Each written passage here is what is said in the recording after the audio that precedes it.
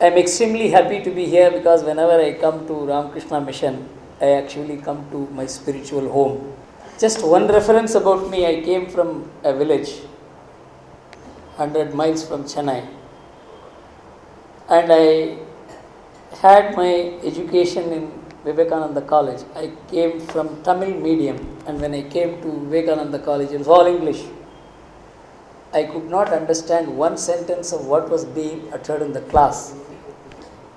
It was the monks of the Ramakrishna Mission who gave me the confidence to be in the class and listen to the lectures, and they made me upgraded my knowledge, and I could get all India rank in my chartered accountancy exam. The compassion, the care, which transcended all limits. That is what made me whatever I am today. So whenever I come to Ramakrishna Mission, I always remember my initial experience. Now we are celebrating throughout this year Swami Vivekananda's 150th anniversary. But all of us know Swamiji doesn't require any celebration. In fact, the word celebration is not for Swamiji. In fact, he has not left any progeny behind. That my great grandfather is being praised.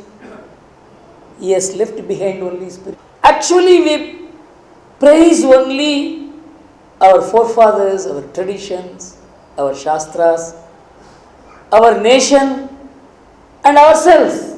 And we must understand why I say ourselves. We celebrate ourselves when we celebrate Swami Vivekananda.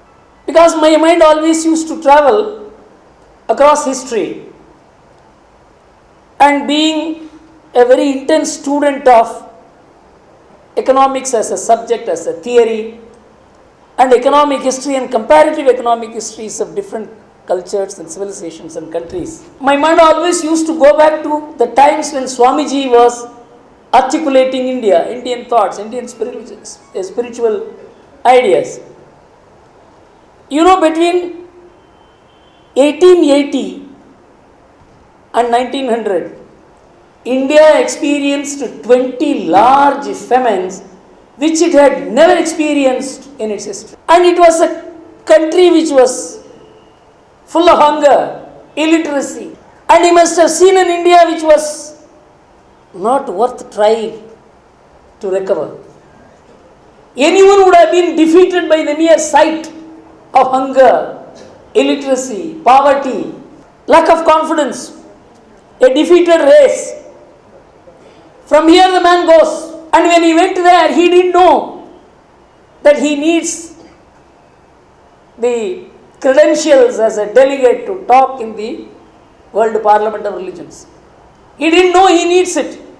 When he went there, he lost all hope that he would be able to be there. And he had a chance meeting with one Professor Wright, a Harvard professor. And he carried on a conversation with him for half an hour or so. And at the end of the conversation, he said, I don't think I will be able to be present to share my thoughts about my culture, my civilization, our country to this august audience because I don't have the credentials. He was representing nobody. Brahma Samaj was there. Theosophical Society was there. He represented no organization, a Parivarajaka.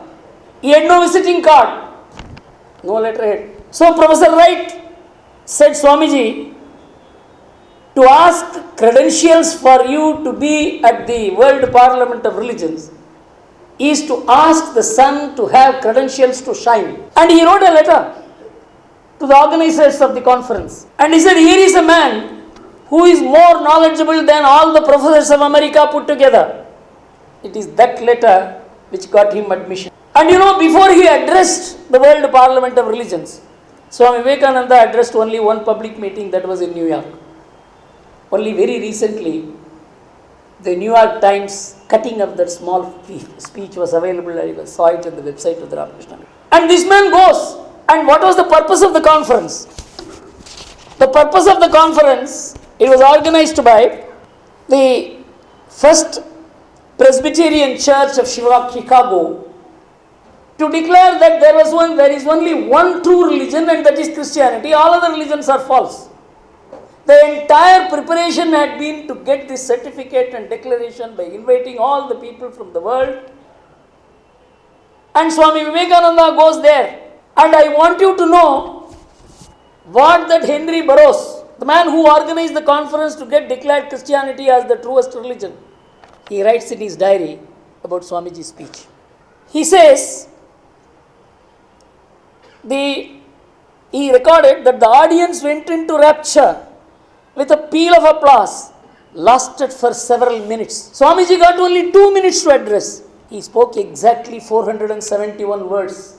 He completely transformed the whole agenda.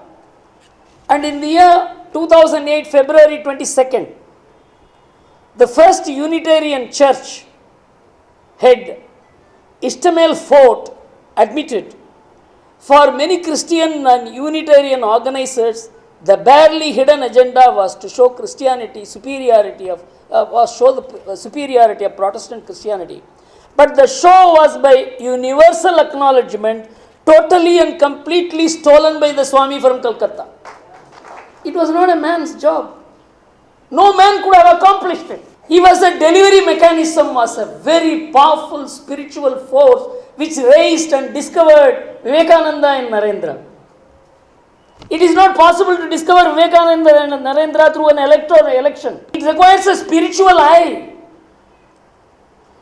And that is the person. Went from a poor country, a defeated race, a disregarded civilization, which was not respected, and comes there to meet him was Rockefeller, the richest man of America, the most powerful man, the most feared man.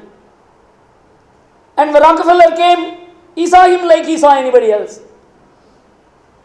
He didn't acknowledge the presence of the richest man of America. Rockefeller was surprised. Next day he came with a check. He handed over the check. Swamiji put the check aside. He was shocked. He asked him, Swamiji, you didn't even thank me.